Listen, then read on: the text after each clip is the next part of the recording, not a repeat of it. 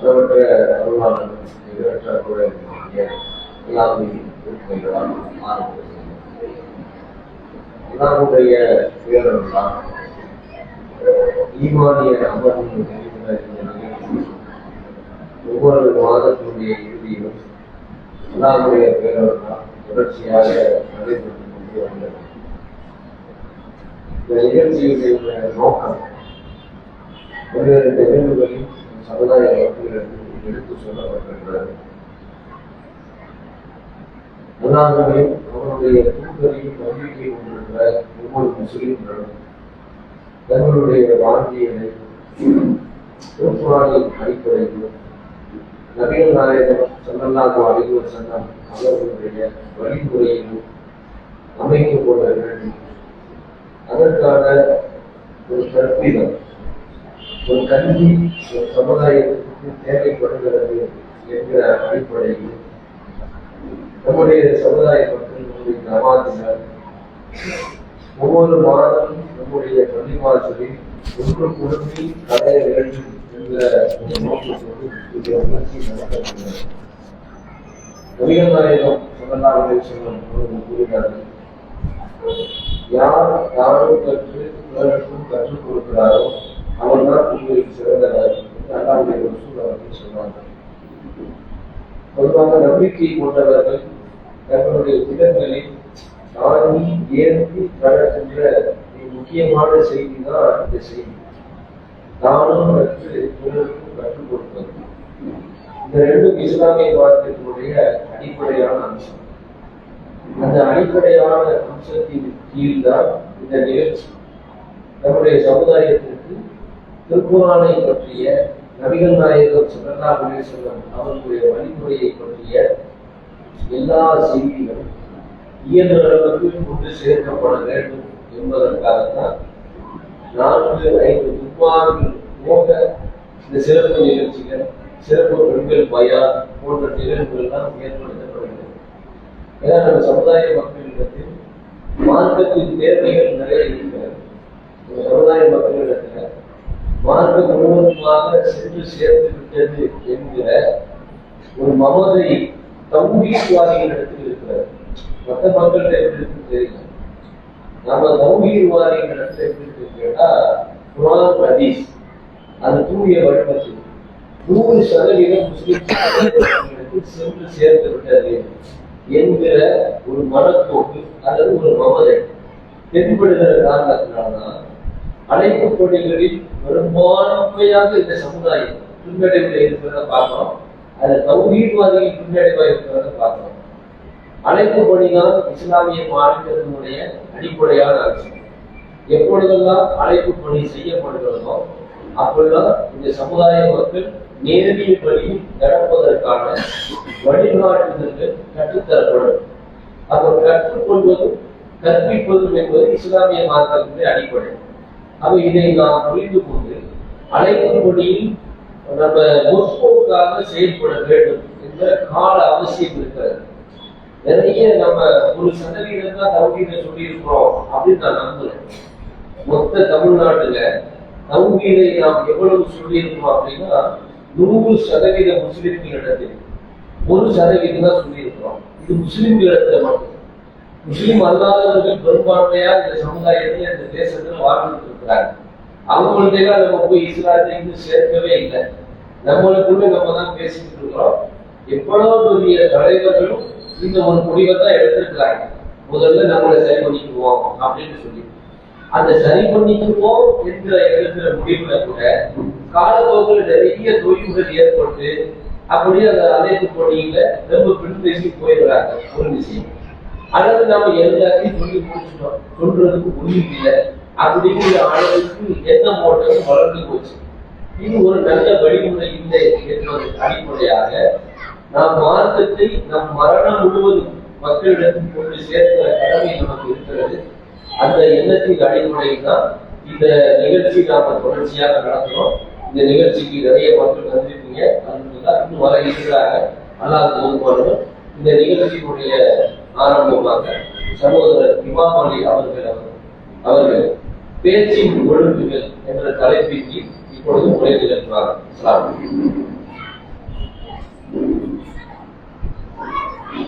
அஸ்ஸலாமு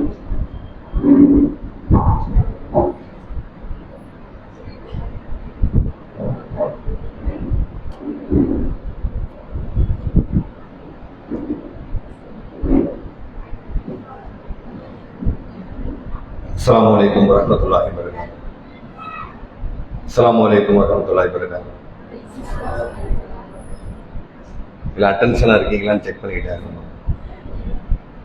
அல்ஹம்துலில்லாஹ் நஹ்மதுஹு வ நஸ்தஈனுஹு வ நஸ்தக்ஃபிருஹு வ நஊது பில்லாஹி மின் ஷுரூரி அன்ஃபுஸினா வ மின் ஸய்யிஆத்தி அஅமாலினா மை யஹ்திஹில்லாஹு ஃபலா முضل லஹு வ மை யுضلل ஃபலா ஹாதிய லஹு وأشهد أن لا إله إلا الله وحده لا شريك له وأشهد أن محمدا عبده ورسوله أما بعد فقد قال الله تعالى في القرآن العظيم والفرقان المجيد يا أيها الناس اتقوا ربكم الذي خلقكم من نفس واحدة وخلق منها زوجها وبث منهما رجالا كثيرا ونساء واتقوا الله الذي تساءلون به والأرحام إن الله كان عليكم رقيبا يا أيها الذين آمنوا اتقوا الله وقولوا قولا سديدا يصلح لكم أعمالكم ويغفر لكم ذنوبكم ومن يطع الله ورسوله فقد فاز فوزا عظيما. கண்ணியத்திற்குரிய எல்லாம் அல்ல அல்லாஹ் ஜல்ல ஷானஹு தஆலாவின் நல்லடியார்களே, அல்லாஹ்வுடைய பேரருளால் இந்த இனிய மாலை பொழுதிலே அவனுடைய செய்திகளை அறிந்து அதன்படி நம்முடைய வாழ்க்கையை அமைத்துக் கொள்ள வேண்டும் என்கிற நல்ல நோக்கத்திலே நாம் இங்கே குழுமி இருக்கிறோம். இவ்வேளையில் நபிகள் பெருமானார் ஸல்லல்லாஹு அலைஹி வஸல்லம் அவர்கள் மீதிலும் அவர்களை பின்பற்றி வாழ்ந்தவர்கள் மீதிலும் வாழுகின்ற நம் அனைவரின் மீதிலும் இறைவனின் சாந்தியும் சமாதானமும் என்றென்றும் நின்று நிலவட்டுமாக என்று பிரார்த்தித்து எனது உரையை துவங்குகிறேன். அன்பிற்குரிய சகோதர சகோதரிகளே, இந்த நிகழ்ச்சியிலே பேச்சின் ஒழுங்குகள் என்ற தலைப்பின் கீழ் பேச நான் பணிக்கப்பட்டிருக்கிறேன். இந்த தலைப்பானது எனக்கு தரப்பட வேண்டிய அவசியம் என்னவெனில், ஒரு மனிதனுடைய ஒழுங்கை பொறுத்த மட்டில் இந்த சமூகத்தில் அவன் மதிக்கப்படுகிற விஷயங்களில் பெரிதாக அவன் பேச்சை வைத்து அவன் எடை போடப்படுகிறான். இன்னும் சொல்வதாக இருந்தால், ஒரு சில மனிதர்கள் இந்த சமூகத்தை ஏமாற்றுவதும் ஏற்றி பிழைப்பதும் பேச்சை வைத்து என்பதை நாம் புரிந்து கொள்ள முடியும். சிலர் வாயை வாடகைக்கு விட்டு பிழைப்பை நடத்துபவரையும் நாம் பார்க்கிறோம். சிலர் பேசாமல் கள்ள மௌனம் இருந்து சாதிப்பவர்களையும் பார்க்கிறோம். சிலர் பேசி பேசியே வீணடித்தவர்களை பார்க்கிறோம். இப்படி எல்லா விஷயங்களிலும் பேச்சு என்பது ஒரு மனிதனுக்கு கொடுக்கப்பட்ட அருளாகவும் அதுவே அவன் செல்ல வேண்டிய இடத்தை இருளாகவும் வைப்பதற்கு காரணமாக அமைந்து விடுவதை நாம் எல்லாம் அறிவோம். அந்த வகையில் இஸ்லாமிய மார்க்கம் நமக்கு ஒழுக்கத்தை சொல்லிக் கொடுத்த மார்க்கமாக இருப்பதினால் பேச்சின் ஒழுங்குகளை நமக்கு எவ்வாறு சொல்லி இருக்கிறது என்பதை புரிந்து கொண்டு அதை செம்மைப்படுத்தி விட்டோமேயானால் பெரும்பாலான பிரச்சனைகளிலிருந்து நாம் விலகிக் கொண்டு நம்மை தற்காத்துக் கொள்ள முடியும் என்பதற்காகவே இந்த தலைப்பு எனக்கு தரப்பட்டிருக்கிறது. நீங்கள் ஒரு மனிதனை பார்த்தோமேயானால் அவருடைய பேச்சையும் அவருடைய முகத்தை வைத்துமே பெரும்பாலும் நாம் மனிதர்களை எடை போடுகிறோம் அல்லவா? அந்த விஷயத்தில் நாம் ஒருவரை பார்த்து எப்படி ஒரு மனிதரை எடை போடுகிறோமோ அப்படித்தானே அந்த சமூகம் என்னை பார்க்கும் என்கிற சிந்தனை பெரும்பாலான மக்கள் மத்தியில் இல்லாமல் போய்விடுகிறது. நாம் ஒருவரை பார்த்து நினைக்கிறோம், ஒரு வீட்டுக்கு போனா அவர் நம்மளை உபசரிக்கணும், வாங்கன்னு கூப்பிடணும், அவர் நம்மளோட இன்முகத்துல பேசணும், அவர் 1000 கஷ்டம் கவலைகள் இருக்கட்டும், அவர் நம்மள்கிட்ட முகத்தும் கொடுத்து அன்னைக்கு பேசலையே, மூஞ்ச ஒரு மாதிரி தூக்கி வச்சுக்கிட்டு இருந்தானே, அப்போ நம்ம அப்படி நினைக்கும் பொழுது நாம அது போன்ற சூழல்ல, நமக்கு கவலை தோய்ந்த நேரத்துல, நாம கஷ்டமான நேரத்துல, எல்லா நேரத்திலும் எல்லாத்தையும் இன்முகம் காட்டி பேசி விடுகிறோமா, அழைத்து விடுகிறோமா என்றெல்லாம் நம்மீது அந்த கேள்வியை நாம் வைப்பது இல்லை. ஆக நமக்கொன்று வரும் பொழுது ஒரு மாதிரியும், பிறருக்கென்று வரும்போது ஒரு மாதிரி பார்க்கிற பார்வை நம்மிடம் உண்டு. இதையெல்லாம் அனுசரித்து ஒரு மனிதன் தன்னை செதுக்கி கொண்டானே ஆனால் அவன் மேம்பட்டவனாக ஆகிவிடுகிறான். நீங்கள் அல்லாஹ்வுடைய தூதரை ஒவ்வொரு இடத்திலும் நீங்கள் உரசி பாருங்கள். அவருடைய சுக துக்க நேரங்களிலே அவர்கள் சமூகத்தை எப்படி நாடினார்கள், எப்படி பார்த்தார்கள். அந்த ஸ்டெபிலிட்டின்னு சொல்லுவாங்கல்ல ஆங்கிலத்துல, ஸ்டெபிலைசர். ஸ்டெபிலைசர் பேர் வச்சா யாராவது தங்கம் படிக்க சொல்ல முடியுமா? ஸ்டெபிலைசர்.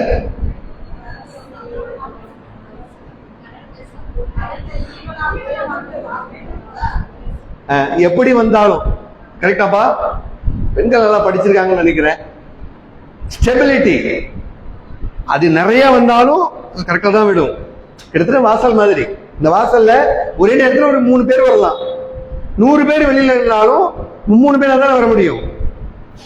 கொஞ்சம் பேர் வந்தாலும் அப்படி வரலாம் இல்லையா? அது மாதிரி அதிகம் கரண்ட் வந்தாலும் கொஞ்சம் வந்தாலும் அது ஸ்டெபிலைஸ் பண்ணி இந்த இவ்வளவுதான், இந்த மென்பொருளுக்கு இவ்வளவு தேவை அல்லது இந்த ஹார்ட்வேருக்கு இவ்வளவு தேவை அப்படி அந்த தேவையை சமமாக அனுப்புவது, அந்த ஸ்டெபிலிட்டி அது ஒரு மனுஷனுக்கு வேணும். ரொம்ப கோபமான உச்சமான நிலையில் இருந்த பொழுதும் வாய்க்கு வந்துவதோ பேசிவிடவும் கூடாது. மகிழ்வான நேரத்தில் விட்டு அடிச்சு விடவும் கூடாது. அல்ல எதையும் பேச மாட்டேன் வெறுத்து போறேன் அப்படின்னு போறக்கூடாது. எல்லா நேரத்திலேயும் ஒரு விதமான அந்த சமநிலை இருக்குதுல்ல, அந்த சமநிலையை முதல்ல நமக்கு புரிஞ்சுக்கணும். உதாரணத்துக்கு அல்லாஹ்வுடைய தூதருடைய பிள்ளை இப்ராஹிம் 1.5 வயசு குழந்தை இறந்துருச்சு. நபிகள் பெருமானாருக்கு ரொம்ப பிரியம். ஏனெனில் தன்னுடைய தந்தை இப்ராஹிம் அலைஹிஸ்ஸலாம் அவருடைய பெயரை அந்த பிள்ளைக்கு சூட்டி வரும் பொழுதெல்லாம் அந்த குழந்தையோடு கொஞ்சி குழாவது நபிகளாருடைய யதார்த்தம். ஆனால் அந்த குழந்தை இறந்து விடுகிறது. இறந்து விட்டால் நபிகளாருக்கு மிக பெரும் வேதனை. நபிகளார் தன்னுடைய வாழ்க்கையில் புலம்பி அழுதது, ஒப்பாரி வைத்தல்ல, புலம்பி அழுதது மிக குறைவான நேரம். அதில் இந்த குழந்தை இறந்து விடுகிறது. இறந்து விட்டால் நபிகளாருடைய மனம் அவ்வளவு புண்பட்டு, என் அருமை செல்லவே இப்ராஹிமே, உன் பிரிவை என்னால் தாங்க முடியவில்லை, என் கண்கள் ரத்தம் சொரிகிறது எனும் அளவிற்கு சொல்லி அழறார்கள். ஒப்பாரி வைக்கவில்லை. மீண்டும் புரிந்து கொள்ள வேண்டும். அந்த வேளையில் மக்கள் எல்லாம் பேசிக் கொள்கிறார்கள். இது ரொம்ப முக்கியம். இதை புரிஞ்சுக்கிட்டு இந்த தலைப்புக்குள்ள வாங்க. மக்கள் எல்லாம் பேசிக் கொள்கிறார்கள். இன்றைக்கு சூரிய கிரகணம், அன்னைக்கு சேம் டே சூரிய கிரகணம் ஏற்படுது. ஏதோ நபிகளாருடைய வீட்டில் துக்கம் என்பதனால் உலகமே துக்கம் அளிச்சிருக்கிறது, இருண்டு விட்டது என்று மக்கள் எல்லாம் பேச ஆரம்பிக்கிறார்கள். பேசுபவர்கள் யார்? இறை மறுப்பாளர்கள் அல்ல, இறை நம்பிக்கையாளர்கள். நபிகளார் தன்னுடைய வேதனையின் பொழுது ஏதாவது சொல்லிட்டு போங்க, அப்படி போகல. என் வேதனை இன்றைக்கு இருக்கு, நாளைக்கு மறைஞ்சிடும். ஆனால் இதே பேசப்படுகிற பேச்சு நாளைக்கு வளரும். இதான் ஒரு புத்திசாலிக்கு தேவை. பெரியவங்க நம்ம சொல்லிக்கிறோம். நாம வீட்டுல குழந்தைகளை வளர்க்கிறோம். எனக்கு இத்தனை வயசு ஆயிடுச்சு, நான் இவ்வளவு எக்ஸ்பீரியன்ஸ், எனக்கு அவ்வளவு அனுபவம் இருக்கிறது, நான் அனுபவசாலி. அனுபவசாலி என்பது நான் அந்த வார்த்தையை சொல்லி அனுபவசாலியா இருக்கக்கூடாது. என் வாழ்க்கையை உரசி அனுபவசாலி என்று அவன் தெரிந்து கொள்ள வேண்டும். இந்த இடத்துல நபிகளாரை பாருங்க, பேச்சு ஓடுது, இங்க மனசு பாரமா அதையெல்லாம் கேட்கிற நிலைமையில் நபிகளா இல்லை அந்த சூழல். ஆனால் நபிகளாருடைய அந்த சமநிலை மனநிலையை பாருங்க. அந்த சோகத்தை ஒரு பக்கம் வச்சுட்டு, இன்னைக்கு இந்த சோகம் நாளைக்கு மறைஞ்சிடும். ஒரு வாரம் கழிச்சு 3 நாளைக்கு மேல நானே துக்கம் அனுசரிக்க போறது இல்லை. ஆனால் 3 நாளைக்கு மேல இந்த வார்த்தை உலகம் ஃபுல்லா பரவிடும். உடனடியாக நபிகளார் தன்னுடைய வேதனை ஒரு பக்கம் வைத்துவிட்டு அந்த மக்கள் மத்தியில் சொன்னார்கள், இல்லை, சூரிய கிரகணமோ சந்திர கிரகணமோ அல்லாஹ்வுடைய அத்தாட்சிகளில் உள்ளவை. ஆகவே அந்த நேரத்தில் தொழுகைக்கு செல்லுங்கள்.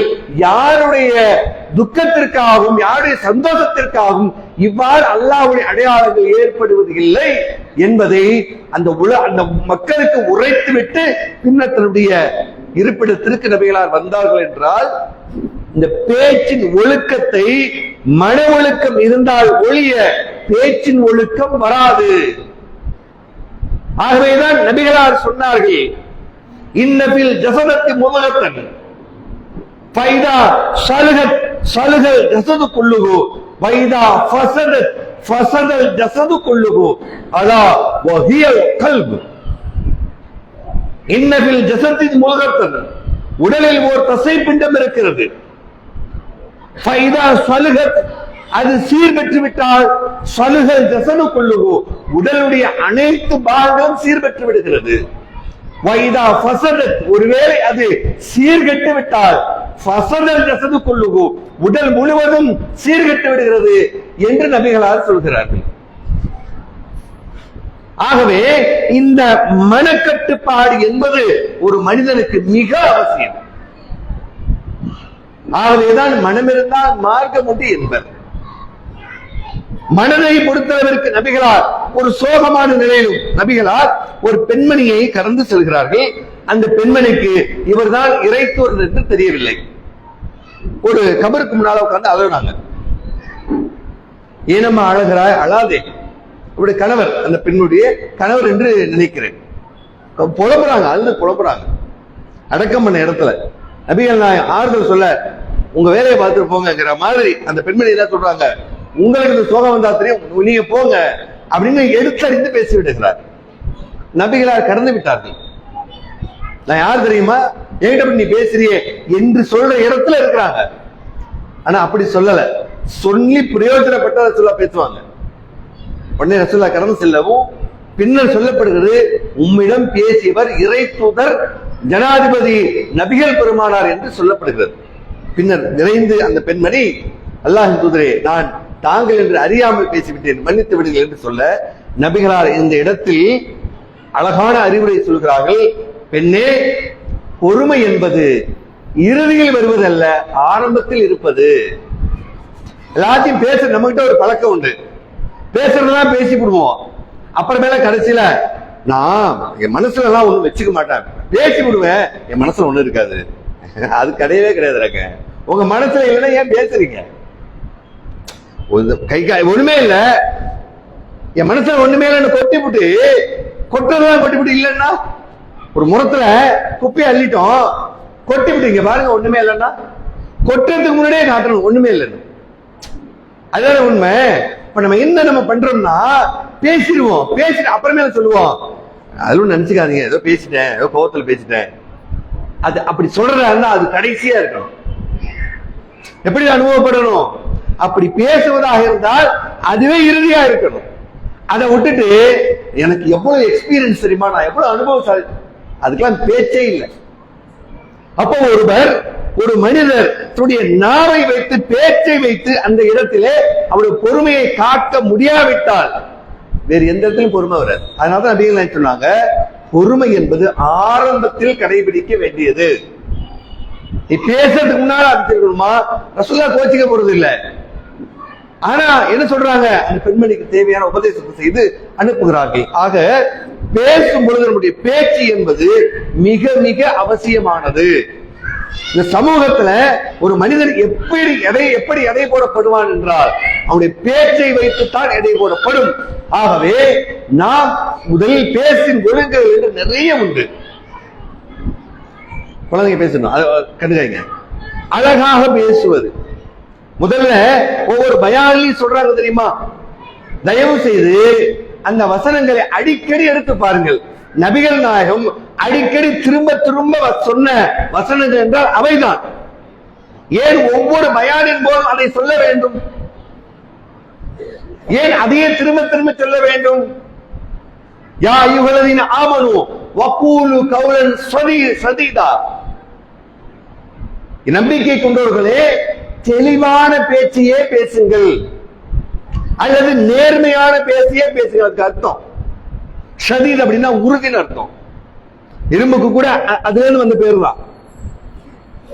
பேச தெளிவான உண்மையான நேர்மையான பேச்சை பேசுங்கள்.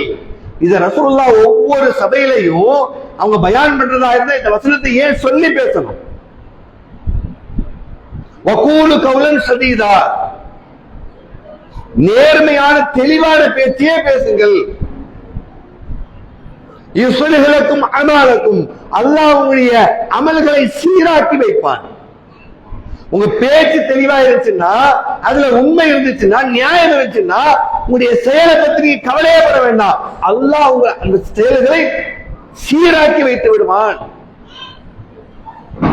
அப்ப குர்ஆன் சொல்கிறது தெளிவான நேர்மையான பேச்சை பேசுங்கள். முதல்ல அதை புரிஞ்சுக்கணும். இரண்டாவது, இந்த பொய் சொல்றது இருக்குல்ல, இந்த பொய்ய பத்தி யாருமே கன்சிடர் பண்றதே கிடையாது. பொய்யாவே நினைக்கிறது கிடையாது. சும்மா விளையாட்டுக்கு சொன்னேன், சும்மா விளையாட்டு, சும்மா சொன்னேன். அது என்ன சும்மா சொல்றது? இப்ப காசுக்கு எங்க சொல்லுவ? எது உன்னுடைய பேர்கள், எது வந்து பேமெண்ட் இல்லாம எது சும்மா இருக்கு சொல்வீங்க? அப்ப நம்ம கிட்ட ஒரு பழக்கம் என்ன, உலகம் முழுக்க முச்சிவிடும். என்ன பழகிடுச்சு? நான் சும்மா சொன்னேன் அப்படின்ற வேண்டியது. அது சும்மா இல்ல, சுமந்துக்கிட்டு சொல்லுறது. அது உண்மைக்குமே அது நீ சுமக்க வேணும், சும்மா சொல்ல முடியாது. அதனாலதான் நபிகள்லாம் சொன்னாங்க, ஒரு முஸ்லீம் ஒரு இன்னொரு முஸ்லிமை திடுக்கிட செய்ய வேண்டாம், சும்மா வச்சுக்கோ. விளையாட்டிற்கு வாழை ஏந்தி விட வேண்டாம். ஒரு ஆயுதத்தை ஒரு விளையாட்டு கூட ஏந்திராத. பள்ளிக்குள்ள ஆயுதத்தோட வர்ற மாதிரி இருந்தா அந்த கூர்முனையை கீழே தொங்க விட்டு வா. நீ வேணும்னு யாரும் குத்துவீங்களா? செய்ய மாட்டீங்க. நடக்கலாம்.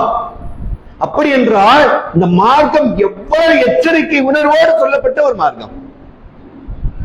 இந்த மார்க்கம் எவ்வளவு எச்சரிக்கை உணர்வோடு சொல்லப்பட்ட மார்க்கம் என்றால், நம்முடைய நடத்தை, நம்முடைய பேச்சு எவ்வளவு தெளிவாக இருக்க வேண்டும். பொய் சொல்வது, புறம் பேசுவது, அவதூறு சொல்வது, கெட்ட வார்த்தைகள் பேசுவது என்ற அந்த பேச்சுக்கள் எல்லாம் இருக்கிறது. அது மிக மிக அவசியம். அந்த ட்ரைனிங் ரொம்ப முக்கியமானது. கேட்டுட்டு போயிடலாம். நடவடிக்கை இருக்குல்ல, பேச்சு இருக்குல்ல, ரொம்ப கஷ்டம். அதுல சக்சஸ் பண்ணுங்க. நீங்க டார்கெட் என்னவோ வச்சிருப்பீங்க, அதுவெல்லாம் அப்புறம். ஏன்னா நபிகள் சொன்னாங்க, முஸ்லிமுக்கு எதை நோக்கி நம்ம பயணிக்கிறோம்? எதுக்காக இவ்வளவு இன்னைக்கு ஏன் இங்க உட்கார்ந்து இருக்கிறோம்? அடிப்படையில நமக்கு என்ன வேணும்? என்ன வேணும்? சொர்க்கம் வேணும். இந்த வாழ்க்கை நீங்க சொன்ன விஷயத்துல இறுதியா போய் சேர்ந்தா எல்லாத்துக்கும் அடிப்படையில் என்ன வேணும்? சொர்க்கம் வேணும். அதுக்கு என்ன வேணுமா ரசூலுல்லாஹ் சொன்னாங்க, உங்களில் 2 தொடைகளுக்கு மத்தியில் இருப்பதற்கும் 2 தாடைகளின் மத்தியில் இருப்பதற்கும் யார் பொறுப்பேற்றுக் கொள்கிறாரோ அவருக்கு சொர்க்கத்திற்கு நான் பொறுப்பேற்றுக் கொள்கிறேன். எவ்வளவு பெரிய விஷயம் இது! தன்னுடைய வாழ்நாளை ஒட்டுமொத்த விஷயத்தையும் கொண்டு வந்து சேர்த்து 23 ஆண்டு கால படிப்பினையினுடைய சாராம்சத்தை எடுத்து சொன்னார்கள். அது எல்லாம் சேர்த்து 2 விஷயம் ரொம்ப இம்பார்ட்டன்ட். அது உங்க கையில. அதுக்கு பொறுப்பா நீங்க, நான் உங்களுக்கு பொறுப்பு அப்படின்னு சொன்னாங்கன்னா எவ்வளவு டேஞ்சர். உடல் பலசாலி ஒருத்த டக்குன்னு கை நீட்டிடுறான், எல்லாரையும் அடிச்சிட முடியுமா? முடியாது. ஒருத்தருக்கு பணம் நிறைய இருக்கு, அது அநியாயம் பண்ணிடுறான், எல்லாரும் காசு பணத்தை வச்சு அநியாயம் பண்ண முடியுமா? முடியாது. அதிகாரம் இருக்குது, துஷ்பிரயோகம் பண்றான், எல்லாராலையும் பண்ணிடுமா? முடியாது.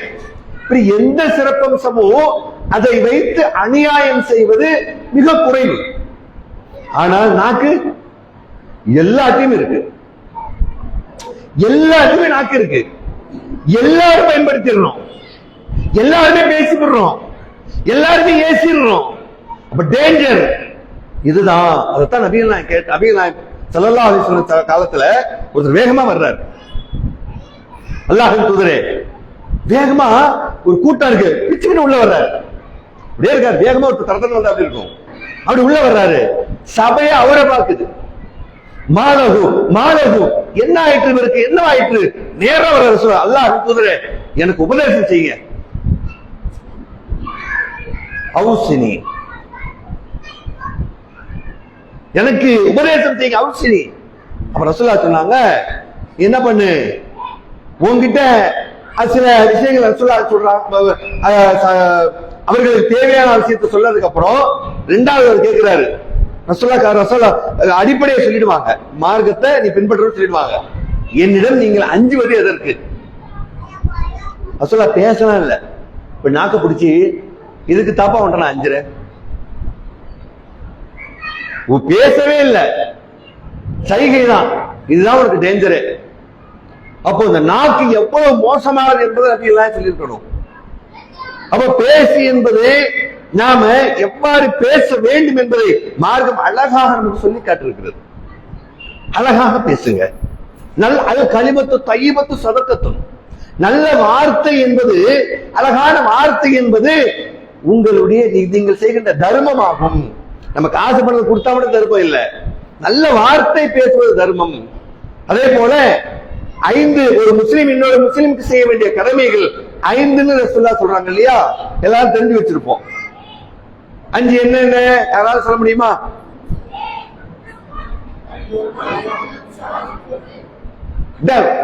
எல்லாரும் சேர்ந்து பேசுறீங்கன்னா அடிச்சு விட்டுறலாம். 1 2 3 அடி சொல்லுங்க.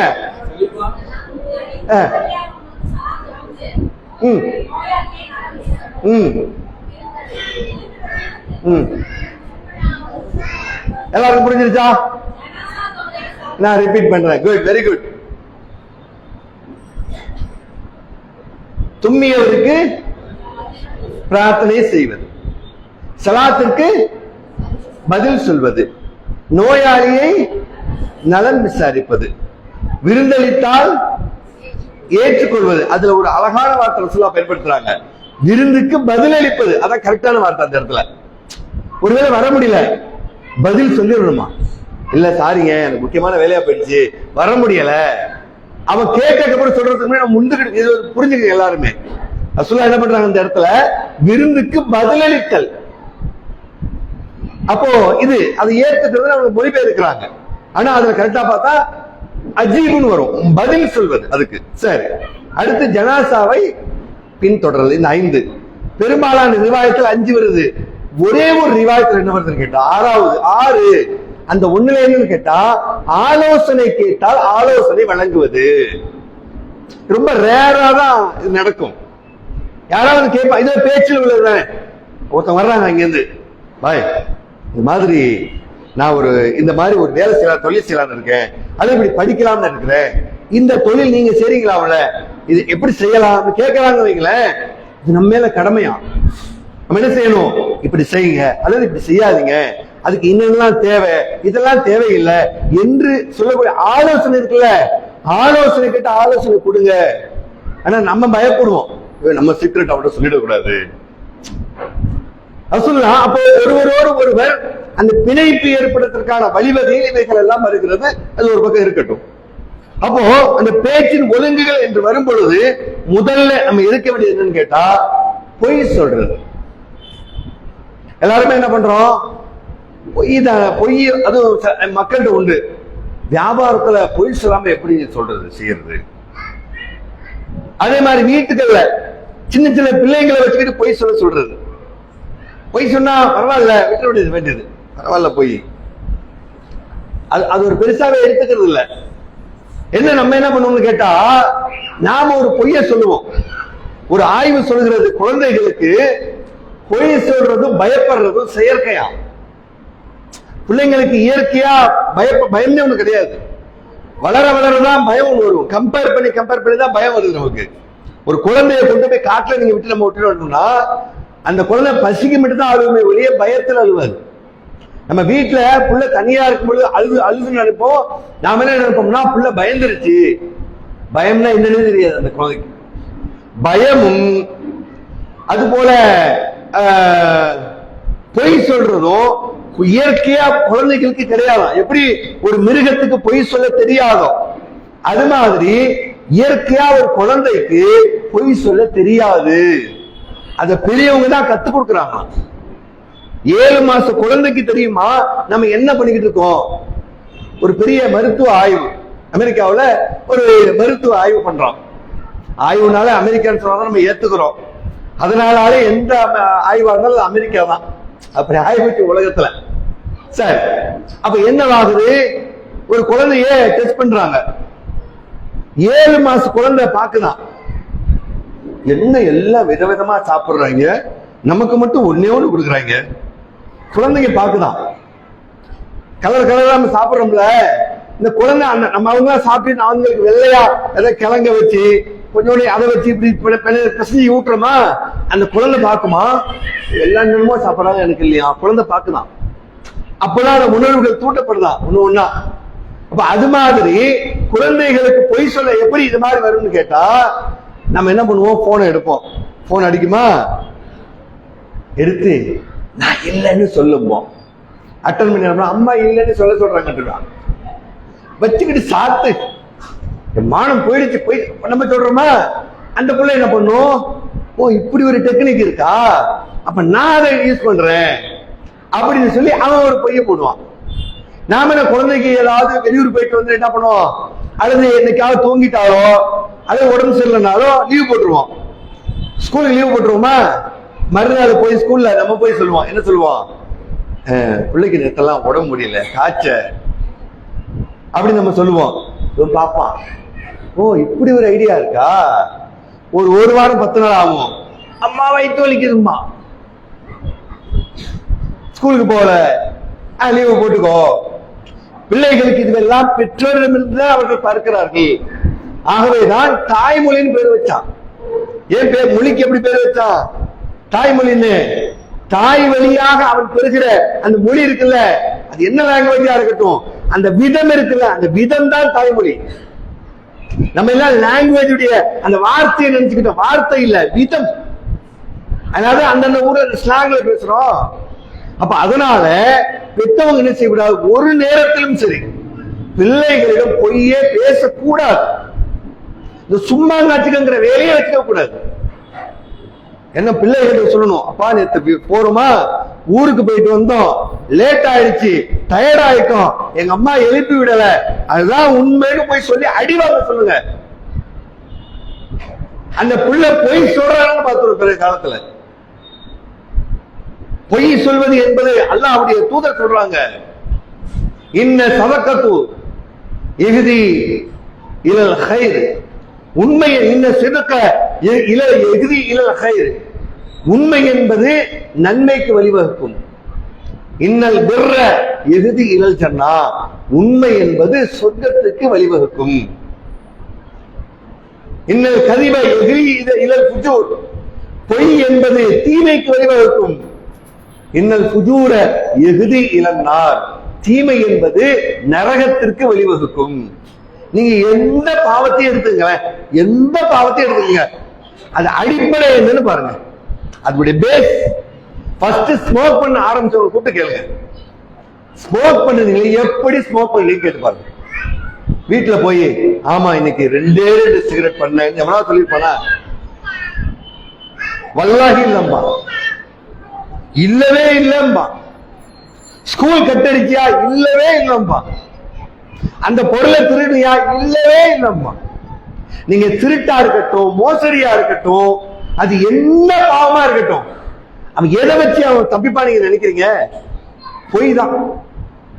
சில குழந்தைங்க பொய் சொல்ல தெரியாது, திருத்திரும், கண்டுபிடிச்சோம் நம்ம சொல்றோம்ல, அதெல்லாம் ஒரு அற்புதமான செயல்.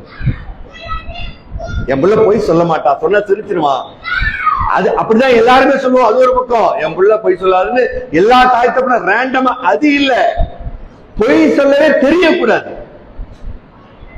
உண்மையை சொல்லி வாங்கணும். வருங்காலத்தில் அவன் நல்ல நேரடியாளனாக, ஒரு புரட்சியாளனாக, மேம்பட்டவனாக ஆக்கி விடுவான். பொய் சொன்னா எதை வேணாலும் செய்யலாம். என்ன பொய் சொல்லிக்கலாமே, ஸ்கூல் கட்டடிச்சு பொய் சொல்லிக்கலாமே, சினிமாவுக்கு போய் பொய் சொல்லிக்கலாமே.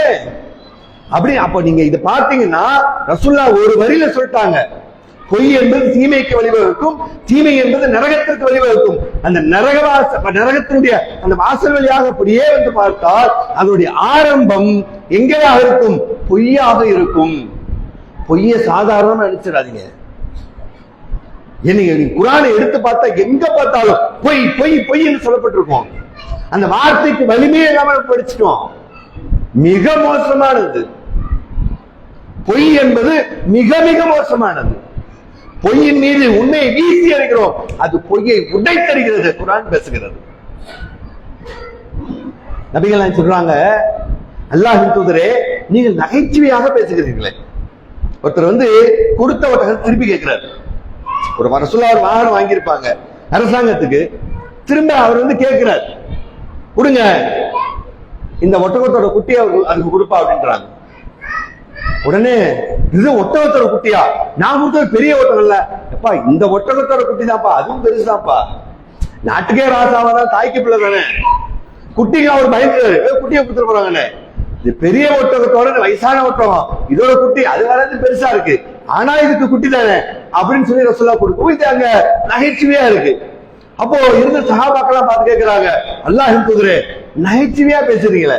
ஏன்னா ஒரு உயர்ந்த இடத்துல நகைச்சுவையா பேச மாட்டான். நீங்களே பாருங்க, ஒரு போங்க, ஒண்ணுல இங்கேயே இருக்குங்க, இப்பவே இருக்கட்டுமே, ஒரு கலெக்டரை கூப்பிட்டுட்டோம், கலெக்டர் உட்கார்ந்து இருக்கிறாரு, உட்கார்ந்து சிரிச்சு பேசுவாரு நினைக்கிறீங்க? கலெக்டரா என்ன பண்ணுவாரு? கை தட்டுறதா இருந்தா எங்க இருந்து கண்டுபிடிச்சாங்க தெரியல. நீ பாத்துறீங்களா? ஏன்னா தட்டுறதுனால ஒரு தட்ட வேண்டியது தானே. அது மாதிரி ஒரு தண்ணி வச்சுருவீங்களே, என்னமோ தண்ணியை இது மாதிரி ஸ்டைலா இதெல்லாம் பாக்குறீங்களா? இது பொதுவாகவே ஒரு பதவியில ஒரு மமதை ஒண்ணு இருக்கும். யதார்த்தமா பேச மாட்டாங்க, யதார்த்தமா சிரிக்க மாட்டாங்க. ஆனா அல்லாஹ் அப்படி முற்றிலும் மாறுபட்டவர்கள், பாமர மக்களோடு சேர்ந்து வாழ்ந்தவர்கள். ஆகவே அவர்கள் யதார்த்தமாக பேசுவத அந்த மக்களுக்கு ஆச்சரியமா இருக்கு. யாரும் சொல்லலாம் ஜோக் அடிக்கிறீங்க, அப்ப ரசூலுல்லாஹ் சொல்லுவாங்க, நகைச்சுவையானாலும் நான் உண்மையே பேசுகிறேன். எவ்வளவு அழகா கோடிட்டு காட்டுறாங்க பாருங்க. அப்ப நான் சொன்னது ஜோக்கு தான், ஆனாலும் உண்மைதான் பேசுறேன், பொய் பேசல. ஆனாலும் நீங்க நகைச்சுவைக்கு பேசினாலும் கூட பொய்யை பேசாதீர்கள். ஆகவே அந்த பட்டிமன்றம் பாருங்க முழுக்க பொய்யா இருக்கும்.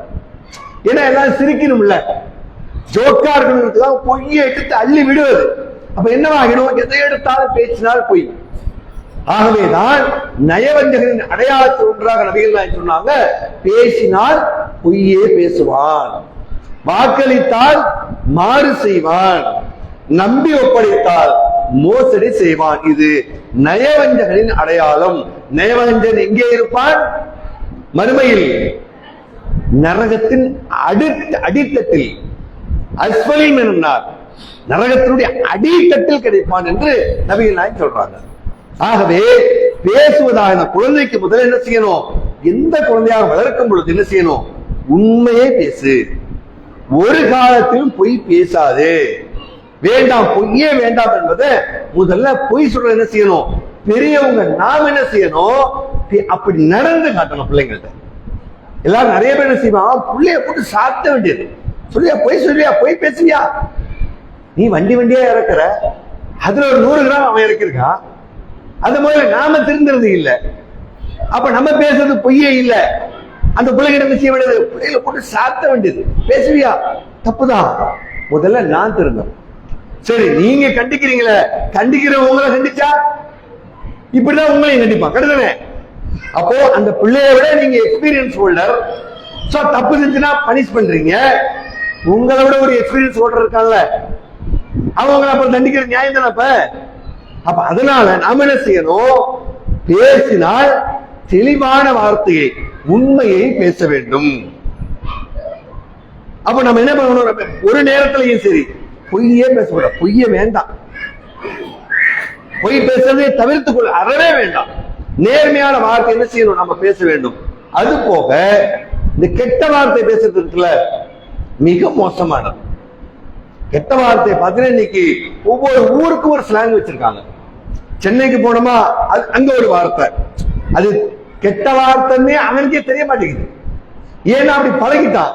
இந்த கடற்கரை ஓரத்தில் இருக்காம பாருங்க, சுப்ஹானல்லாஹ், இஸ்லாமியர்கள் அது ஒரு மாதிரியான வார்த்தை. எல்லாத்துலயும் இந்த தாய் அரசியல் வச்சிடறாங்க, ஏன்னே தெரியாது. மிக மோசமான வார்த்தைகள். நபிகளார் கடிந்து பேசுவார்கள். யாராவது இது மாதிரி கெட்ட வார்த்தை பயன்படுத்துறத நபிகளார் ஒருபோதும் அனுமதிப்பதே இல்லை. என்ன பண்றாங்க ரசூலுல்லாஹ்? ஒரு நேரத்துல தன்னுடைய அடிமைய கெட்ட வார்த்தை சொல்லி திட்டி போடுறாரு. யாரு? அபூதர் அல்-கிஃபார். ரசூலுல்லாஹ் என்ன பண்றாங்க? அவ்வாறு பேசாதே, அவரை சமமாக நடத்து. ஒரு முறை வாங்க சொல்லணுமா தண்ணி கேட்டுறீங்களா?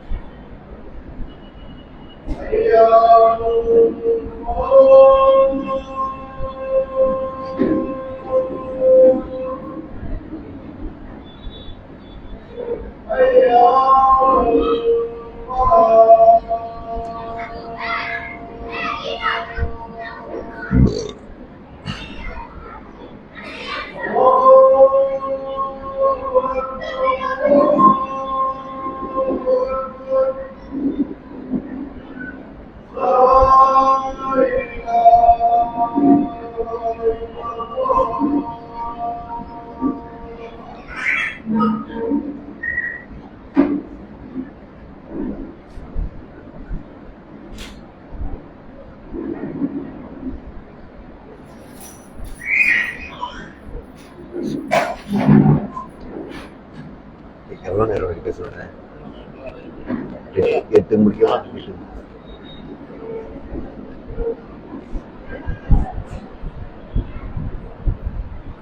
அதுபோல இந்த கெட்ட வார்த்தை பேசுவது நபிகள் பெருமானார் விரும்பவே இல்லை. ஒரு முறை நபிகள் பெருமானார் இறந்து சில காலம் கழித்து அபூதர் கஃபாரியும் அவருடைய அடிமை ஒரே மாதிரி ட்ரெஸ் போட்டுக்கிட்டு வர்றாங்க. பார்க்க 2 பேரும் ரம்யமா இருக்காங்க. முதலாளி தொழிலாளி எஜமான அடிமை என்கிற வித்தியாசமே இல்லாம வர்றாங்க. பார்த்தாலே நல்லா எல்லாருமே பார்த்து ஆச்சரியப்படுற அளவுக்கு இருக்கு. அப்ப கேட்கிறாங்க, ஏன் இப்படி ஒரு டாப்பா வச்சிருக்கீங்களா அடிமை அப்படின்னு கேட்கும் பொழுது அப்ப சொல்றாங்க, ஒரு முறை ஒருத்தர் ஃபாலோ பண்ணணும்னா இப்படிதான் இருக்கணும். நம்மளும் சொல்றோம், நாங்க நபிகள் நாயகத்தை நேசிக்கிறோம், ஃபாலோ பண்றோம், தப்பு இல்லை, செய்ய ஃபாலோ பண்றோம். ஆனா ஒரு முறை அதை எடுத்துட்டு அந்த வாழ்க்கை பூரா விடக்கூடாது. ஒரு நல்ல விஷயத்த அப்படிதான் ரசூலுல்லாஹ் கிட்ட பாடம் எடுக்கணும்.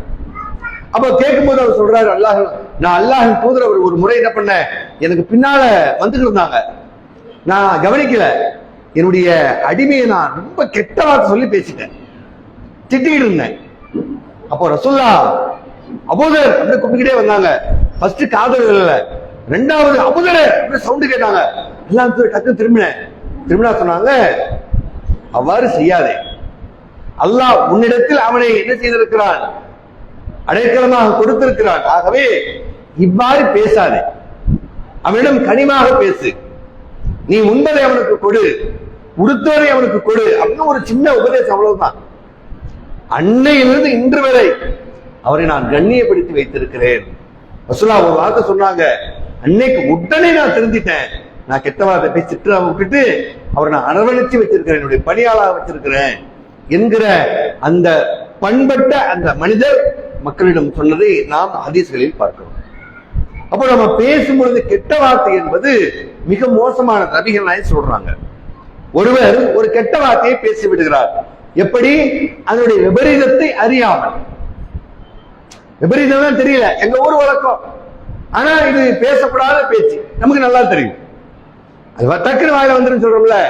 இதை போய் ஒரு போலீஸ் பேச முடியுமா? டக்குனு வாயில வந்துருச்சு, வராது. ஏன்னா நமக்கு தெரியும், இது வட்டார வழக்கமா இருந்தாலும் இங்க உள்ளதுக்கு வச்சிருவான். இது வட்டார வழக்கா இருந்தாலும் இவன் நம்மளை தூக்கி போட்டு மிதிச்சிருவான் அப்படிங்கிற உணர்வு இருக்கத்தானே செய்யுது. அப்போ நண்பரோடு பேசும் பொழுது, குடும்பத்தோடு பேசும் பொழுது, அல்லது நமக்கு கீழ்நிலையில் உள்ளவரோடு பேசும் பொழுது அந்த வார்த்தை உதிர்ந்து விடுகிறது அல்லவா? நபிகள் நாயகம் சொல்கிறார்கள், யார் ஒருவர் ஒரு கெட்ட வார்த்தையை அதன் விபரீதத்தை அறியாமல் பேசி விடுகிறார், தெரிஞ்சலாம் இல்ல, அப்படித்தான் தெரியல, பேசிடுறாரு. அப்படி பேசிவிட்டால் ஒரு வார்த்தைக்கு அப்படி பேசிவிட்டால் அவருக்கும் சொர்க்கத்திற்கும் கிழக்கிற்கும் மேற்கிற்கும் எவ்வளவு இடைவெளி ஏற்படுகிறதோ அவ்வாறு ஏற்பட்டு விடுகிறது. சொர்க்கத்தில் நெருங்கி போயிட்டு இருப்போம், இப்படி ஒரு வார்த்தையை சொன்னோமே எவ்வளவு டிஸ்டன்ஸ் ஆயிடலாம் ஒரு வார்த்தைக்கு. கிழக்கிற்கும் மேற்கிற்குமா? கிழக்கு இதான் நம்ம பூமியில இருக்கோம், நமக்கும் சூரியனுக்கும் கிட்டத்தட்ட ஒரு அப்ராக்சிமேட்டா எத்தனை கிலோமீட்டர் டிஸ்டன்ஸ் யாராவது சொல்ல முடியுமா?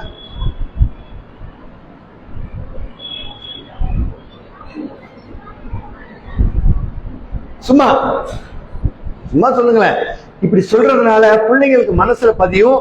அல்லது நீங்க சொன்னீங்கன்னா எங்களுக்கு தெரியும், பிள்ளைங்க சொன்னீங்கன்னா எங்களை போன்ற ஆளுக்கு தெரியும்.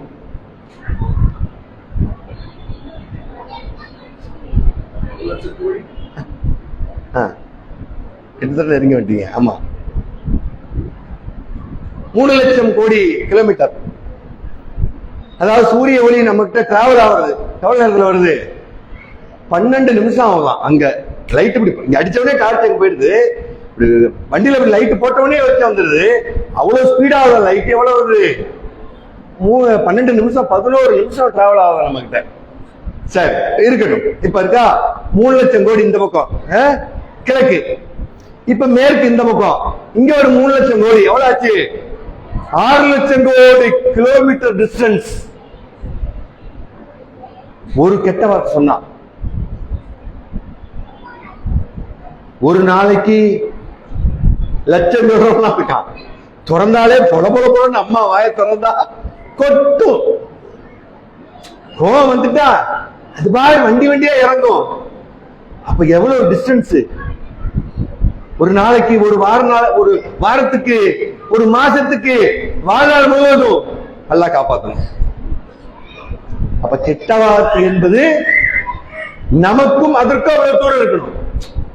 கெட்ட வார்த்தை சொல்றதுனால சொர்க்கத்துக்கு நமக்கு தூரம் ஆயிட்டு இல்ல, எனக்கும் கெட்ட வார்த்தைக்கும் தூரம். நான் ஏன் சொல்லணும்? நான் ஏன் அதை சொல்லி வாயை கொடுத்து நான் ஏன் வாங்கி கட்டிக்கணும்? எனக்கு வேண்டாம். அதனாலதான் நபிகள் நாயகர் நாட்டை பிடிச்சு காட்டினாங்க. ரொம்ப சர்வசாரமா பேசிட முடியும், ஆனா பேசிட்டா அப்ப அதனாலதான் நாவடக்கம் என்பது, பேச்சின் ஒழுக்கம் என்பது ஒரு மனிதனுக்கு மிக அவசியம். அப்ப கெட்ட வார்த்தை என்பது நமக்கு எவ்வளவு தூரத்தை ஏற்படுத்துது?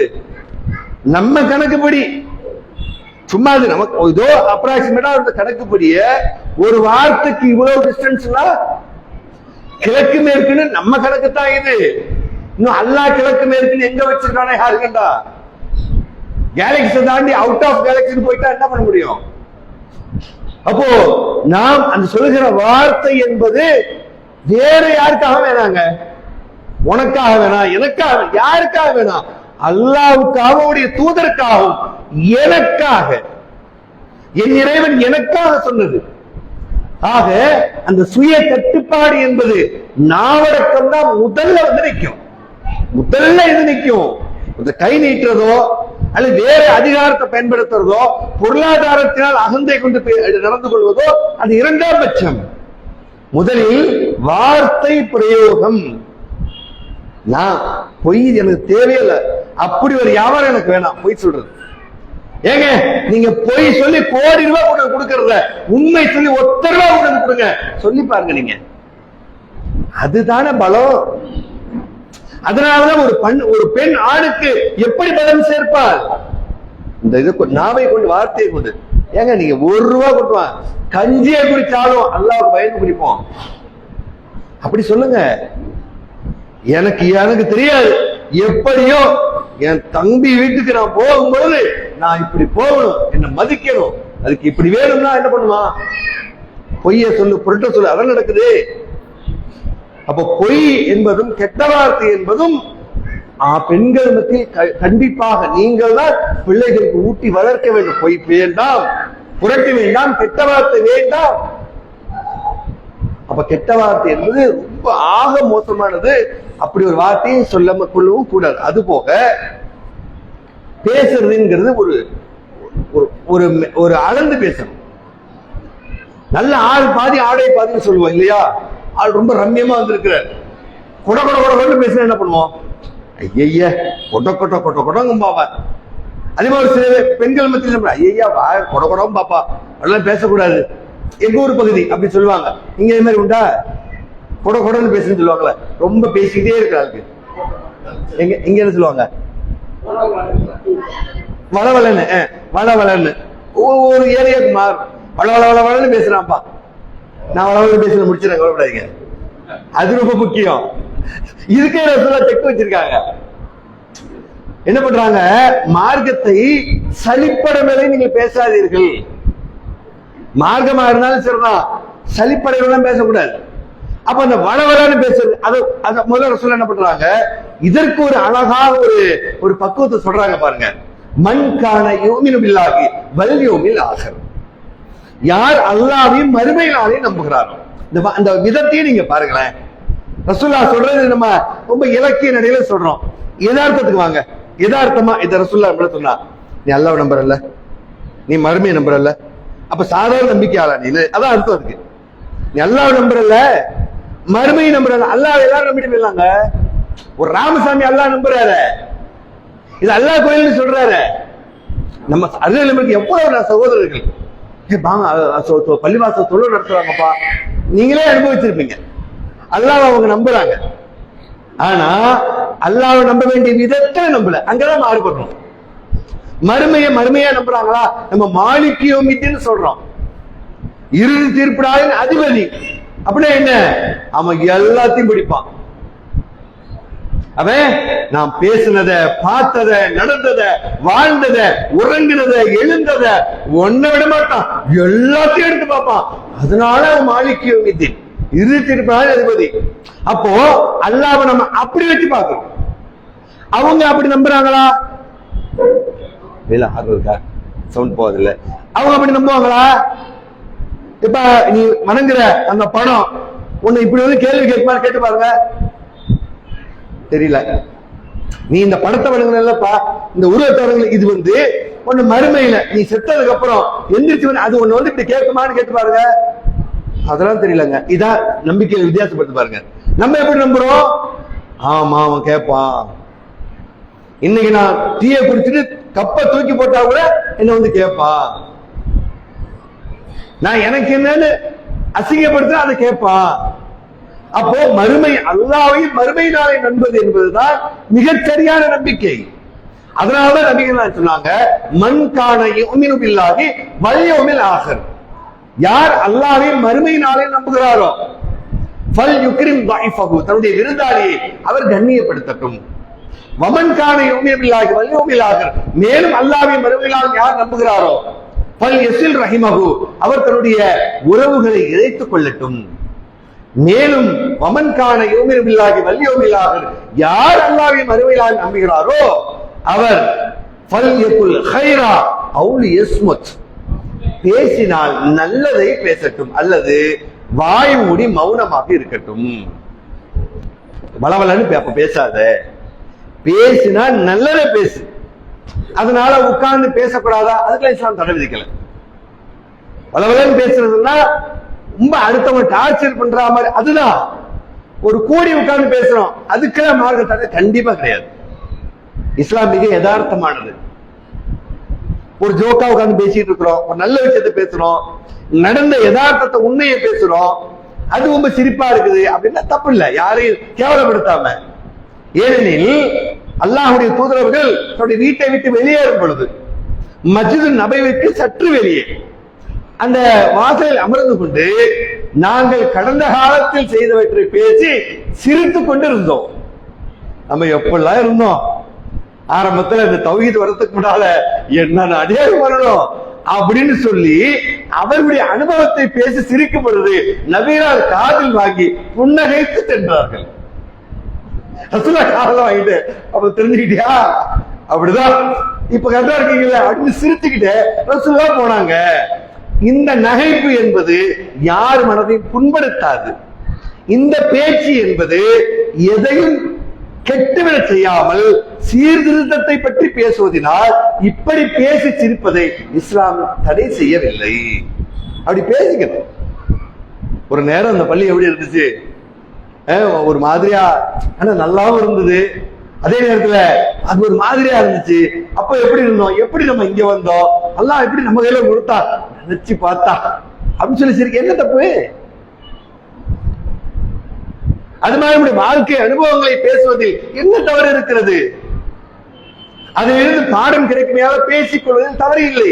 ஆனால் நபிகளார் பேசினால் நல்லத பேசு, தேவையில்லாம வெற்றி கதைகள், அவதூறுகள், பொய்யான வார்த்தைகள், பொய்யான நிகழ்வுகளை சொல்லி பேசி சிரிப்பதிலே பயனற்று போய்விடும் என்றால் நபிகளார் சொன்னார்கள், நீங்கள் அல்லாஹ்வை மறுமை நாளை நம்பினால் பேசினால் நல்லதை பேசுங்கள் அல்லது வாய் மூடி மௌனமாக இருங்கள்.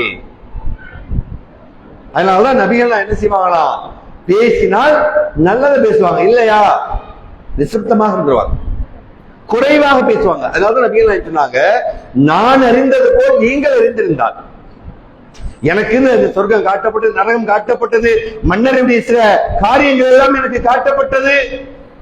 இது மாதிரி நான் அறிந்தது போல் நீங்கள் அறிந்திருந்தால் குறைவாகவே சிரிப்பீர்கள், அதிகமாக அழுவீர்கள். அல்லாஹ் நினைச்சா அப்படி செஞ்சிருக்கலாம். நீங்க நினைச்சுக்கிட்டீங்க ரசூலுல்லாஹ்வுக்கு அல்லாஹ் காட்டலாம் அப்படி இருந்தாங்கன்னு. அப்படி காட்டியிருந்தா நமக்கு நிம்மதியே இருந்திருக்காது. நபிகளாருடைய அந்த மனப்பக்குவம், அவங்க எல்லாத்தையும் அந்த ஸ்டெபிலிட்டி சொன்னல அவங்க இருந்துகிட்டாங்க. நம்ம நினைக்கிறோம் இதெல்லாம் பார்த்துட்டு நம்ம நிம்மதியா இருந்திருக்கோம், இன்னும் கரெக்டா இருந்திருக்கலாம், பார்த்தா கரெக்டா இல்ல, சிரிச்சுக்கிட்டே இருந்திருக்க முடியாது. அல்லாஹ் நம்முடைய நலன் கருதி நம்ம கிட்ட சொல்லல, சொன்னதோட இருக்கு, காட்டல. இல்லைன்னா அதே ஒரு ஏதோ ஒரு கண்ணுக்கு முன்னால் நடந்த ஒரு கெட்ட நிகழ்வு எத்துணை இரவு தூக்கத்தை தூக்கி விடுகிறது, எத்துணை நாள் உணவை அது தடுத்து விடுகிறது. அதை தாண்டிய சில நிகழ்வுகளை நபிகளார் பார்த்தது போல் நமக்கு காட்டப்பட்டிருந்தால் சொல்லப்பட்டது போதும், அதிலிருந்து பாடம் எடுத்துக்கணும். காட்டப்படுதுன்னா நிம்மதியா இருந்திருக்க முடியாது. அல்லாஹ் நம்மளுக்கு எவ்வளவு நல்லது நடந்திருக்கான் தெரியுங்களா? நம்ம நினைச்சுக்கிட்டோம் இறை தூதர்களா அல்லாஹ் காட்டலாம் அவங்க ரொம்ப பர்ஃபெக்டா இருந்துக்கிட்டாங்க, அந்த மனப்பக்குவத்துக்கு அமைச்சுக்கிட்டாங்க. அவங்க சொல்லிட்டாங்கல்ல, பார்த்தாங்க, சொல்லிட்டாங்கல்ல, அப்ப ஒழுங்கா இருந்துக்க வேண்டியதா, ஒழுங்கா பேசிக்க வேண்டியதா.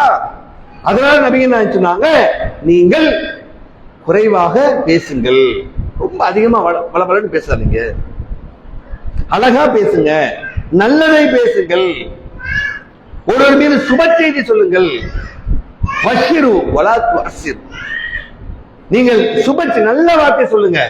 ஒருத்தர் வந்து சொல்றாங்க ஏதாவது போய இது ஒரு அபச சகுனம்னு சொல்லுவாங்கல்ல பிற மக்கள், அது மாதிரி எதையும் அபத்தமாக ஒரு முஸ்லிம் என்ன செய்யக்கூடாது, ஒரு முஸ்லிமுக்கு நல்ல சுப செய்தி சொல்லணும். கவலைப்பட அதெல்லாம் நல்லா வந்துருப்பா, ஏன் கவலைப்படுற, அல்லா இருக்கா உங்க கூட, ஏன் கவலைப்படுறீங்க, அதெல்லாம் இதனால ஒண்ணும் இல்லப்பா. ஒரு முஸ்லிமுக்கு ஏதாவது கஷ்டம் இல்லைன்னா அது ஒண்ணும் கஷ்டம் இல்ல, இந்த உலகத்துல இந்த நேரத்துல அப்படி இருக்குது ஒழிய அடுத்து அல்லாஹ் இதை விட சிறந்ததை தருமா, கவலைப்படாதீங்க என்று ஆறுதலான வார்த்தைகள் சொல்லணும் ஒழிய போச்சா அவ்வளவுதான். சில பேர் நோயாளி விசாரிக்க போவான் பாத்தீங்கன்னா, அவன் போகாம இருக்கலாம், என்ன போவான், அல்லாஹ் இப்படியா இப்படிதான் ஒருத்தன் சொன்னா, சும்மா சாதாரண வைத்து டக்குன்னு முந்தானாலும் பௌத்து அவன்கிட்ட போய் அல்லாஹ் இந்த மூதேவியை என்ன பார்த்த வந்துச்சு. சில பேசும் பொழுது ஒரு சுபச்செய்தியை சொல்லணும். அதனாலதான் ஹதீஜா ரலியல்லாஹு அன்ஹா கணவருக்கு சொன்னாங்க பாருங்க, கவலைப்படாதீங்க, பயந்து நடுங்கி வர்றாங்க. எங்கிருந்து? ஹிரா குகையிலிருந்து முதலாக இறை செய்தியை பெற்று நடுங்கி கொண்டு வருகிறார்கள். நபிகள் நாயகம் அவ்வளவு சீக்கிரத்தில் நடுங்கிறார்கள் கிடையாது. ரொம்ப அழகிய மனப்பக்குவம் கொண்டவர்கள் இயற்கையாகவே. அப்படிப்பட்ட ஒரு திடகாத்திரமான ஒரு ஆண் அன்று தோன்றி வருகிறார். அந்த மனைவி சொன்னாங்க, பாருங்க, தேவையா உனக்கு இது? உன்னை யாரையா போய் அந்த இடத்துல போய் அங்க உட்கார்ட்டோம்னா நம்மள என்ன கேட்டிருப்போம்? அப்ப இறை தூதர் கிடையாது, வெறும் முகமது. ஓகேவா? போய் அங்க ஹிரா கோயில 3 நாள்லாம் உட்கார்ந்துருவாங்களாம். நம்ம அம்மையார் என்ன செய்வாங்க? நம்முடைய அன்னை சாப்பாடு கொண்டு போய் கொடுத்துட்டு வருவாங்க. கொடுத்துட்டு வந்துட்டு அவருடைய ஒழுக்கத்தின் நடத்தின் பொருட்டு அவர் போய் உட்கார்ந்து இருக்கிறாருன்னா இருக்கட்டும். அவரு இன்னும் வேற எங்கேயும் தவறா போகல. உழைக்காத சோம்பேறியும் இல்லை, கெட்ட பழக்கமும் இல்லை. அவருக்கு தனிமை, ஏதோ சிந்தனை தேவை, அமர்கிறார். சரி, அது போயிட்டு வர்றாங்க. இது மாதிரி நடுங்கிட்டு வந்தா என்ன பண்ணுவோம்? தேவையா உங்களுக்கு இது? அது என்ன போய் அங்க போய் மலை உச்சியே உட்கார்ந்து இருக்கிறது, பேசாம வீட்டுல உட்காருவீங்களா? வந்துக்கிட்டு நடுங்குது, பயமா இருக்கு அப்படின்னு சொல்ல விட்டுட்டு என்ன பண்ணாங்க? அந்த நேரத்துல அது சொன்னதுல அவங்க என்ன பண்ணாங்க? கவலைப்படாது, அல்லாஹ் உங்களை கேவலப்படுத்த மாட்டார். ஏனெனில் நீங்கள் வறியவருக்கு உதவி செய்கிறீர்கள், பிறருடைய கவலையை நீங்கள் சுமந்து கொள்கிறீர்கள், உறவுகளை அனுசரிக்கிறீர்கள். வேணான்னு யாரையும் உதாசீனப்படுத்தல. இவ்வளவு நல்ல குணம் இருக்கு நீங்க, அல்லாஹ் நிச்சயமா உங்களை கைவிட மாட்டான். வாங்க, இதற்கு முன்னால் தௌரா இருக்குல்ல, அதோட உரசி பார்ப்போம். அன்னைக்காக வேதமா இருந்துச்சு, கொஞ்சம் நெஞ்சம். வாங்க, என்னுடைய உறவினர் ஒருவர் ராக்கா இப்னு நௌஃபல் இருக்கிறார், அவரிடம் போய் செல்கிறேன். இதுதான் ஆறுதல். நல்ல வார்த்தையை சொல்லணும். ஏதோ ஒருத்தர் தவறே செஞ்சுட்டான், முடிஞ்சு போச்சா, நாசமா போயிட்ட, நீ அவ்வளவுதான். அப்படி இல்ல, இப்ப வேணாம், இங்க வா. நபிகள் என்ன சொன்னாங்க? அநியாயம் செய்கிற உன் சகோதரனுக்கும் அநியாயம் செய்யப்படுகிற உன் சகோதரனுக்கும் உதவி செய்யுங்கள். இந்த மாதிரியான ஒரு பிலாசபி உலகத்தில் எவனும் சொன்னதே கிடையாது. இது அருமையான தத்துவ மேதை நபிகளார். அது மக்கள் கேட்கிறாங்க, அல்லாஹ் தூதரே, அநியாயம் செய்யப்பட்டவனுக்கு உதவி செய்யறது யதார்த்தம், அநியாயம் செய்யறவனுக்கு உதவி செய்ய சொல்றீங்களே? இந்த வார்த்தை புரியவுக்கு நல்லா கூர்ந்து உங்களுடைய எக்ஸ்பீரியன்ஸ் நீங்க யோசிச்சு பாருங்க. பேச்சாளர்களெல்லாம் ஒரு பெருசாவே இல்லைங்க.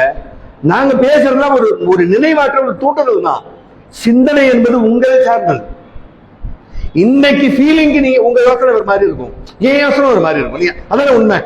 இன்னைக்கு ஏன் ஃபீலிங் ஒரு மாதிரி, கிட்டத்தட்ட இப்ப வரும்பொழுது ஒரு விதமான ஒரு கஷ்டமான நிலையில நான் வர்றேன்.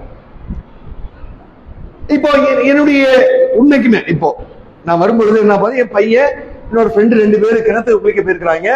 போன இடத்துல என் பையனுடைய ஃப்ரெண்டு இறந்து போயிட்டான். இப்போ நான் வந்துட்டு இருக்கிறப்ப நான் கூட வரலான்னு திரும்ப சொல்லான்னு பார்த்தேன். அப்புறம் ஏற்கனவே ஒரு முறை நம்ம ரத்து பண்ணிட்டோம், சரி வந்துட்டேன்னு வைங்களேன்.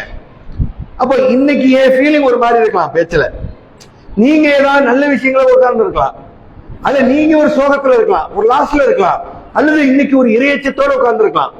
மாறுபடும்ல. பேச்சாளர்கள் என்பது வெறும் தூண்டுகோள்கள் தான், சிந்தனை என்பது உங்களை சார்ந்தது. எப்பவுமே அப்படி யோசனை பண்ணி பாருங்க.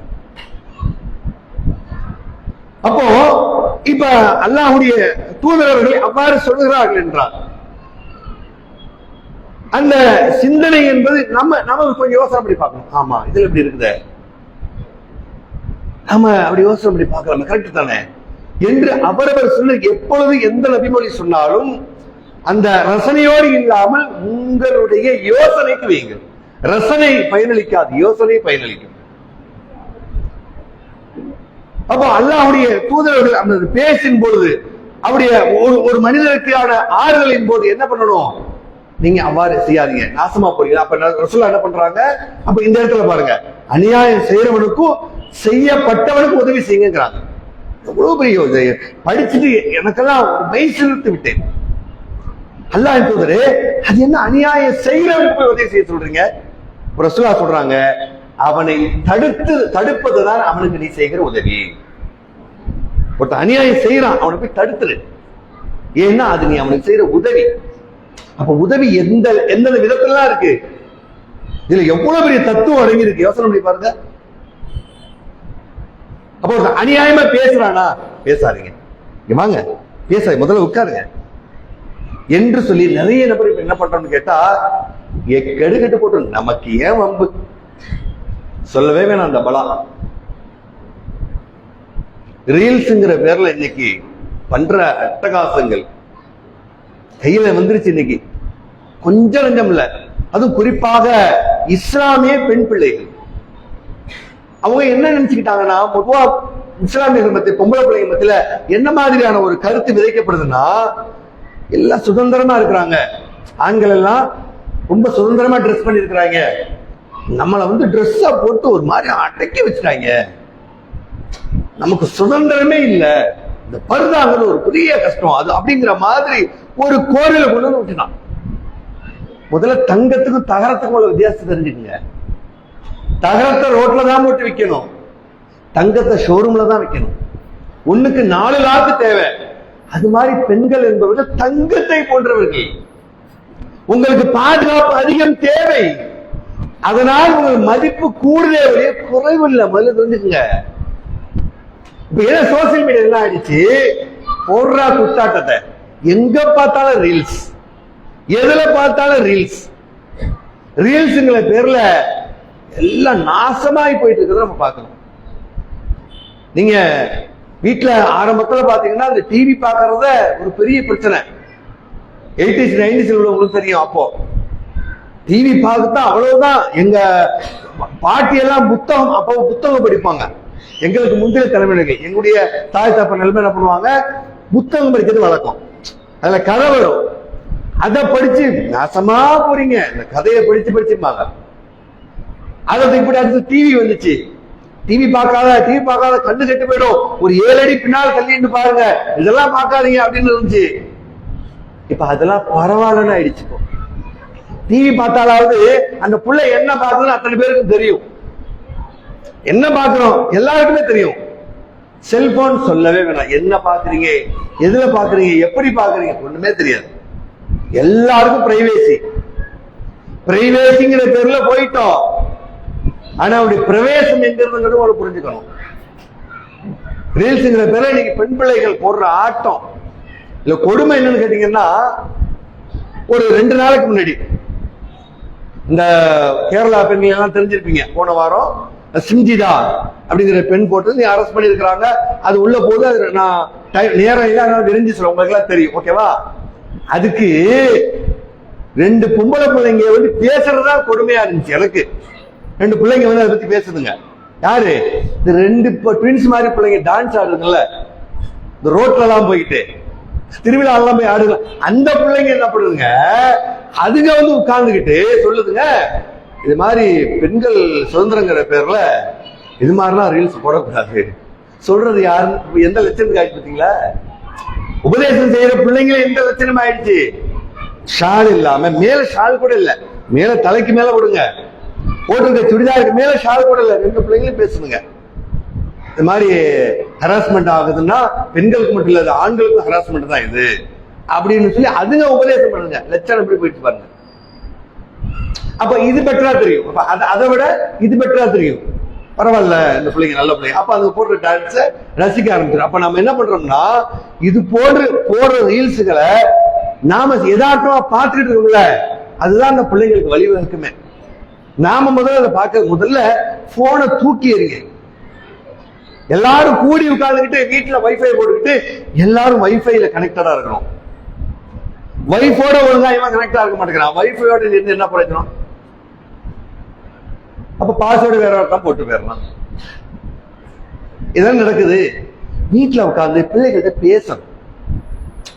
குறிப்பா பெண் பிள்ளைகள்கிட்ட தகப்பன்மார்கள் பேசணுங்க. இயற்கையா அந்த பாலினத்துல எதிர்பாலின அன்புன்னு இருக்குல்ல, கெட்டதை தூக்கி எறிஞ்சிரு, நல்ல விஷயத்த ஒரு தகப்பனுக்கு பொம்பளை பிள்ளைய ரொம்ப பிடிக்கும். அதான உண்மை. பெரும்பாலும் இல்லையா, பொம்பளை பிள்ளைங்க பெரும்பாலும் அப்பா செல்லம், அத்தா செல்லம், அப்பா செல்லம். ஆம்பளை பசங்க அம்மா செல்லம். இந்த எதிர்பாலின அன்பு இருக்குல்ல, அது ரொம்ப அருமையானது. இப்ப என்ன பண்றது இல்ல, பொம்பளை பிள்ளைங்களை தகப்பன்மாக ரசிக்கிறதே இல்லை. காசு காசு காசுன்னு பிசினஸ் ஓடிடுறோம். அந்த பிள்ளைங்க இயற்கையா வளரும் பொழுது ஒண்ணும் இல்லைங்க, நாம செய்யற ஒரு வேலையை பார்த்துட்டு, ஒண்ணு இல்ல, ஒரு எலக்ட்ரீஷியன் ஃபார் எக்ஸாம்பிள், நம்ம ஒரு எலக்ட்ரீஷியன் வச்சுங்களேன், ஒரு இந்த லைட் அப்படி போட்டோம், எல்லாம் ஃபிட் பண்ணி தூக்கி மாட்டேன். அங்கே நிர்வாகத்துல வந்து, பாய் சூப்பரா செட் பண்ணிருக்கீங்க பாய், நல்லா இருக்கு, நல்ல செட்டிங் சூப்பரா பண்ணிருக்கீங்க, லைட்டிங்லாம் நல்லா இருக்கு. யாருங்க எலக்ட்ரிஷியன்? நான் தாங்க. நம்ம வேலையை பாராட்ட நமக்கு ஒரு சந்தோஷம் இருக்குல்ல. இது மனித இயல்புங்க, மனித இயல்பு. ரசூல்லா பாராட்டுவாங்க. ஆஹா, ரசூல்லாவுக்கு பிடிக்காது எது, பிடிக்காத பொருளை சாப்பிட்டு பாராட்டுவாங்க. ஒரு நாள் நான் சப்பாத்தியை கொண்டு வைத்து விட்டு வினிகரை கொண்டு வைத்தேன். வினிகருங்க, இதுவரைக்கும் வினிகர் நம்ம வாழ்நாள் யாராவது ஒருத்தர் சாப்பிட்டுருப்போமா? நேரடியா அதிகமா சாப்பிடக்கூடாது. அந்த சமையல்காரர் பிரியாணி தூக்கி ஊத்துவாங்க, கேள்விப்பட்டீங்களா? நிறைய சாப்பிட கூட திகட்டணுங்கிறதுக்காக பிரியாணி ஊத்துவாங்க கல்யாணத்துல. அது டைரக்டா நம்ம வினிகர் யாராவது சாப்பிட்டுருப்போமா? ரசூலுல்லாவுக்கு என்னங்க வினிகர்னா என்னன்னு தெரியாதான், அதுவே பாடம் எடுக்கணும் போட்டு. வினிகர் வெள்ளை கலர்ல ஒண்ணு இருக்கும், அத சாப்பாட்டுல தூக்கி ஊத்திட்டா திகட்டும், சாப்பிட முடியாது. அதனால ஒரு 1000 பேருக்கு சாப்பாடு சொல்லிட்டு 800 பேருக்கு சமைச்சா போதும், வயிறு கொடுக்கலாம், அட்டி சாப்பிட முடியாது. அந்த வினிகரை ரசூலுல்லா கத்துக்கணும் கொடுக்குறாங்க.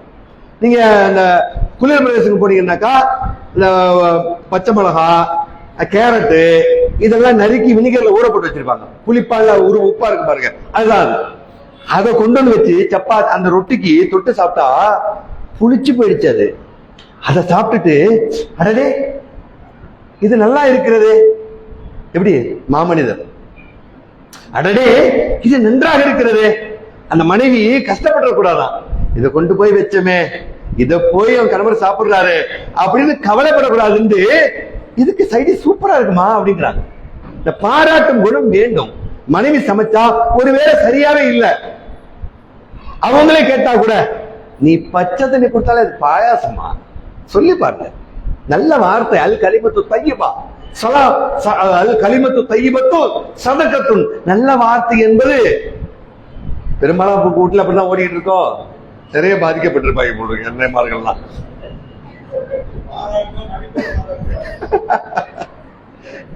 அவங்க அதுவா மாறிடுங்க. நீங்க நினைக்கிறீங்கல்ல, அப்படி சொல்லி பாருங்க, ஆட்டோமேட்டிக்கா நல்லா சமைக்க ஆரம்பிச்சிருவாங்க. எல்லாருமே சொல்றோம்ல எங்க அம்மாவை சமையல் சூப்பர்.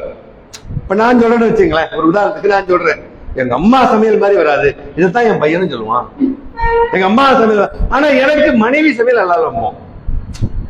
அம்மாவா இருக்கும்போது இனிக்குது, மனைவியா இருக்கும்போது கசக்குது. இதுதான் உண்மை. அப்போ இந்த பாராட்டுதல் என்பது ரொம்ப ரொம்ப அவசியம். குறிப்பா என்ன செய்யணும், தகப்பனார் என்ன செய்யணும், பொம்பளை பிள்ளை நம்ம பிள்ளைங்களுடைய அவர்களுடைய நடவடிக்கைகளை ரசித்து பாருங்கள். இந்த பிள்ளை வருதா, என் பிள்ளை இந்த ஷாலை போட்டு வருது பாரு, ராணி மாதிரி இருக்கியா. உண்மையும் அதுதான். அது சும்மா ஒரு மேடை பற்றிலாம் நான் சொல்லல. உங்க பிள்ளைங்க உங்களுக்கு அழகை விட வேற யார் அழகுங்கிற?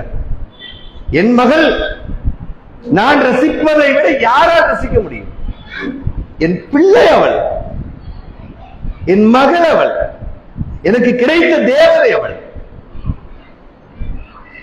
அல்லவா. நான் மன்னனாக இருந்தால் அவள் பட்டத்து இளவரசி, நான் மன்னனா இல்ல. அதுக்கு என்ன பண்றது, அவ செஞ்ச குத்தமா? அதானே உண்மை. நான் ராஜாவா இருந்திருக்க வேண்டும், இல்லை நான் கூஜா. அப்படி என்றால் இந்த கூஜாவுக்கு கிடைத்து முத்து அவள். பிள்ளைங்களை ரசிக்கிறதே இல்லை, அவ படிப்பை நம்ம சிலாகிக்கிறது இல்லை, அவருடைய அழகை நாம் சொல்வது இல்லை. என் மகள் எவ்வளவு அழகாக பேசுகிறார், படிக்கிறார். ஒருவேளை படிப்பு குறைவாக இருந்தார், அதனால என்ன, நீ புத்திசாலி அம்மா. நாட்டை ஆண்டவர்கள் எல்லாம் படித்து பட்டமற்றவர்கள் அல்ல, புத்திசாலிகளை தான். அந்த புத்திசாலித்தனத்தில் நேர்மையானவள். உன் வெகுளித்தனம் உன் சொர்க்கத்தை போய் சேர்க்கும் அம்மா. பலவீனத்தால் சொர்க்கம் மூடப்பட்டிருக்கிறது, நபிகளா சொன்னார்கள். என் செல்லமே, பலவீனம் என்று கருதாதே, அது சொர்க்கத்தினுடைய வாசல். அது பலவீனம் எல்லாம் சொர்க்கத்தில். அப்படி சொல்லி பாருங்கள். நீங்க சொல்றது இல்ல, என் பிள்ளை கேட்கிற காசம் அள்ளி கொட்டுவேன் நானு, ஒண்ணுக்கும் பிரயோஜனம் இல்லை. நீங்க அள்ளி கொட்டி ஒரு ஹைஃபையா ஒரு போனை வாங்கிட்டு நீங்க எடுத்துக்கிட்டீங்க. நான்லாம் ஒரு பொருளுக்கு எல்லாம் நமக்கு ஒரு நினைப்பு ஒண்ணு, எனக்கெல்லாம் இன்னைக்கு வாங்கி கொடுக்கலாம் யாருமே இல்லை, ஆனா இன்னைக்கு பிள்ளை கேட்கறதுக்கு முன்னாடி வாங்கி கொடுத்துறேன். அதுதான்ப்பா பிரச்சனையே. உங்க அப்பா அப்படி உனக்கு வாங்கி கொடுக்கல, ஆனா உன்கிட்ட பேசினார், உன்கிட்ட கண்டிப்பா இருந்தாரு. நீ என்ன பண்ற? கேட்கறதெல்லாம் வாங்கி கொடுக்குற, கேட்கறதெல்லாம் வாங்கி கொடுக்கறதுனால நீ பாசமான அப்படும் இல்லை. நீ என்ன பண்ணிடுறீங்க? சூப்பரா வாங்கி கொடுத்துறீங்க. அது ஏதாவது ஒண்ணு பண்ணி அனுப்பும், கீழே பக்கம் போடுவான். ஆஹா, தேவதையை கண்டேன் காதலில் விழுந்த போட்டு விட்டுருவான் ஒருத்தன். முடிஞ்சு போச்சா? ஹீரோ எவனோ ஒருத்தன், எங்கேயோ ஒரு ஹீரோ தெரியுமா? நீங்க ஹீரோவா தெரியணும்னா நீங்க உங்க பிள்ளைங்களோட பேசுங்க, அதுங்களை ரசிங்க. கேட்கிற பொருளெல்லாம் வாங்கி கொடுக்கறதுனால நீங்க ஒன்னும் தகப்பனாயிர முடியாது. அதுதான் நீங்க நடக்குது பெரும்பாலும். இதுல ஒரு ஆராய்ச்சியே விட்டுருக்கலாம். எந்த வீட்டில் தகப்பன்மார்கள் பெரும்பாலும் பெண் பிள்ளைகளோடு சரியாக பேசுவது இல்லையோ, இல்லைன்னா கடுகுன்னு நடந்துக்க வேண்டியது, சரியாக அன்பாக பழகவில்லையோ, அந்த பிள்ளைகளில் 90% பிள்ளைகள் யாரோ ஒருவரை காதலித்து விடுகிறது. அந்த பாலின ஈர்ப்பு இருக்குல்ல, அந்த வயதின் போது சுரக்கிற ஹார்மோன் இருக்குல்ல, உங்களுக்கு எனக்கு அது நடந்தது தானே. அந்த காலத்துல 13 வயசுல 12 வயசுல கல்யாணம் பண்ணி கொடுத்துருவாங்க. அந்த பாலின உணர்வு வரும்பொழுது கூட ஒரு ஜோடி இருக்கும். நம்ம பாட்டியே தாத்தாவோட அவ்வளவு நெருக்கமா இருந்தாங்க. ஏன் முடிஞ்சிச்சு? ஏனென்றால் அன்றைய காலத்தில் அவர்கள் வளரும் போது அந்த பாலின உணர்வு வரும் பொழுது அவர்களுக்கு ஒரு ஜோடி தேவையான பொழுதே ஜோடி இருந்தது. அவர்களோடையே வாழ்ந்து பழகும் பொழுது அவர்கள் தவறிழைக்காமல் சரியான வாழ்வியல் முறையில் இருந்தார்கள். இன்னைக்கு பார்த்தா கல்யாண கட்டோடு ஒண்ணு வச்சிருக்கான், முத்துன கத்திரிக்கையாவா இருக்கான். 42 வயசுல கல்யாணம் என்ன பண்ண போற? வாழ்க்கையை தொலைச்சிட்டு பின்னால ஒரு 1.5 முழத்துக்கு படிச்சு எழுதி வச்சிருக்கான். என்னென்னலாம் படிக்க முடியுமோ எழுதி வச்சிருக்கான். பிஎஸ்சி படிச்சுட்டு பிஎல்பி பிஎல் படிக்கிறான், என்ன பிஎம்இ படிச்சுட்டு எம்பிஏ போய் படிக்கிறான். என்ன அப்படியே இந்த டிபார்ட்மெண்ட் போன சரியா? சரி, அது சூழல். 1.5 மரத்துக்கு நான் படிச்சுட்டு என்னப்பா ஏஜ் ஆகுது? 39 முடிஞ்சு 40 கல்யாணம் பொண்ணு தெரிவிட்டு இருக்கான். இதான் இன்னைக்கு காலத்தின் கட்டாயம் நினைங்களேன். அப்போ நாம பிள்ளைகளோடு அமர்ந்து பேச வேண்டும். பேச்சின் ஒழுங்குகள் என்பது நிறைய இருக்கிறது. அடுத்து வரும்போது இதை பற்றி தொடர்ச்சியாக பற்றி பேசுவோம். புறம் பேசுவது, அவதூறு பேசுவது, இன்னும் நிறைய இருக்கின்றன.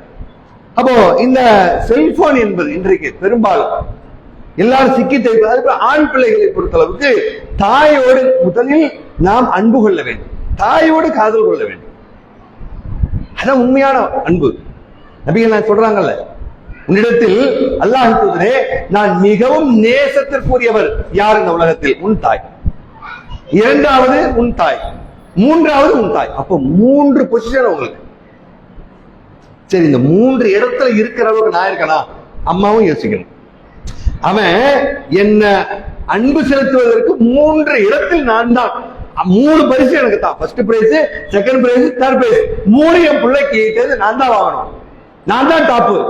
அப்படின்னா அதுக்கு லட்சணமா முதல்ல நான் நடந்துக்கிறேனா? 2 பக்கம் வேணும்ல. அவன் நேசிக்கிற அளவுக்கு நான் இருக்கணும்ல.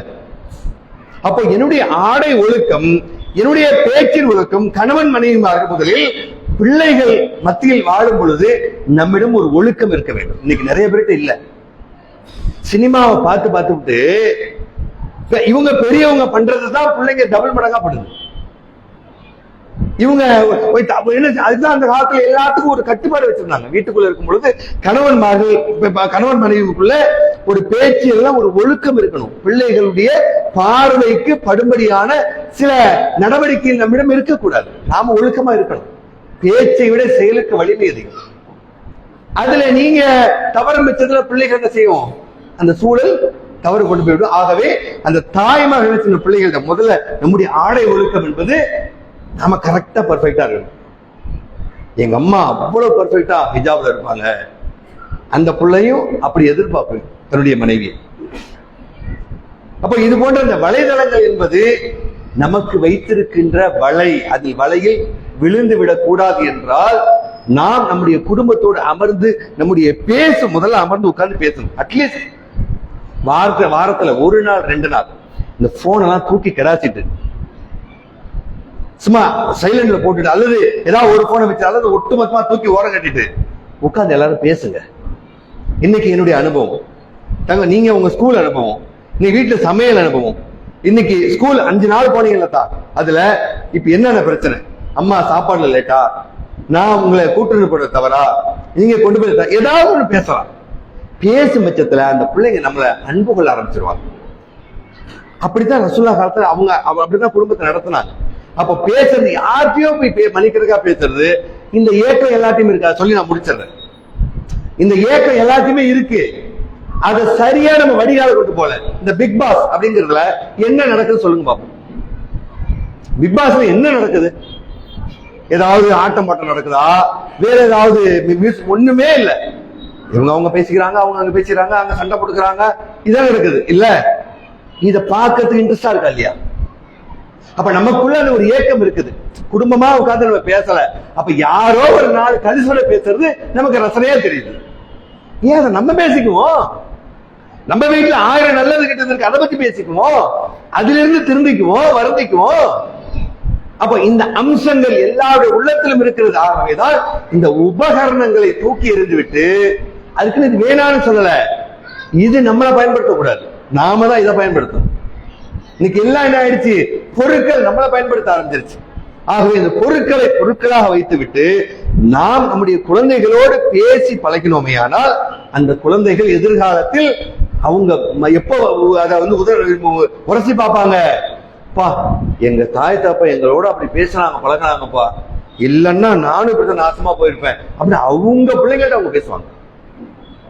தலைமுறை கடந்து இந்த பயன் அளிக்கும் என்றால். ஆகவே இன்னொன்னு சொல்லி முடிக்கிறேன், நபிகள் நாயகம் சொன்னாங்க, நம்ம இறந்து போனாலும் கூட நமக்கு நன்மை சேர்ப்பது 3 பயனுள்ள கல்வி, நிரந்தரமான தர்மம், நல்ல பிள்ளைகள் செய்கிற பிரார்த்தனை. கோடிட்டுக் கொள்ளுங்கள், பிள்ளைகள் செய்கிற பிரார்த்தனை இல்ல, நல்ல பிள்ளைகள் செய்கிற பிரார்த்தனை. நல்ல புள்ள ஒரே நாளெல்லாம் உதிச்சிடாது.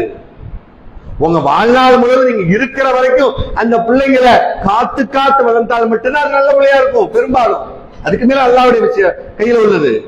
அப்ப நல்ல பிள்ளைகளை உருவாக்கி, என் உடம்பே இல்லாமல் போயினும், என் உயிரே இந்த உலகத்தில் இல்லாமல் போயினும், என்னுடைய ஏட்டில் நன்மைகள் எழுதப்படுகிறது என்றால் என் பிள்ளைகள் வாழ்நாள் முழுவதும் என்னை நினைவு வைத்துக் கொண்டு எனக்காக அவர்கள் பிரார்த்தனை செய்ய வேண்டும் என்றால் அந்த அளவிற்கு அவர்கள் முன்னால் நான் வாழ வேண்டும்.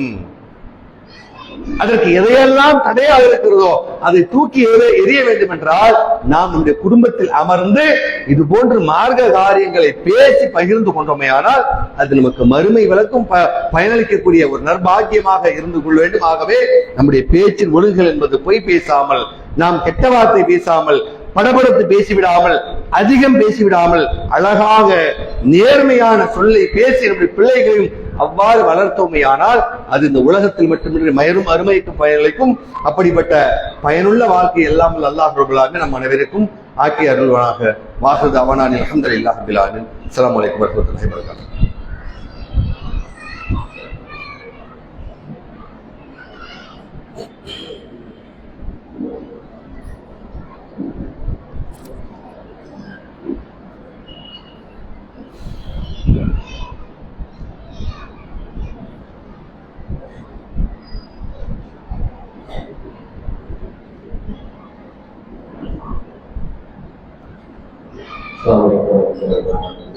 இசா தொழுகை வந்து 30 நடைபெறும்.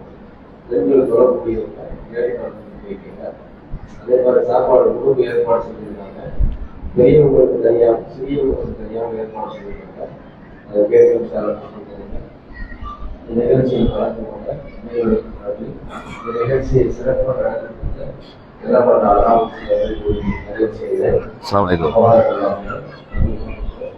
சொல்லுங்க. சரி.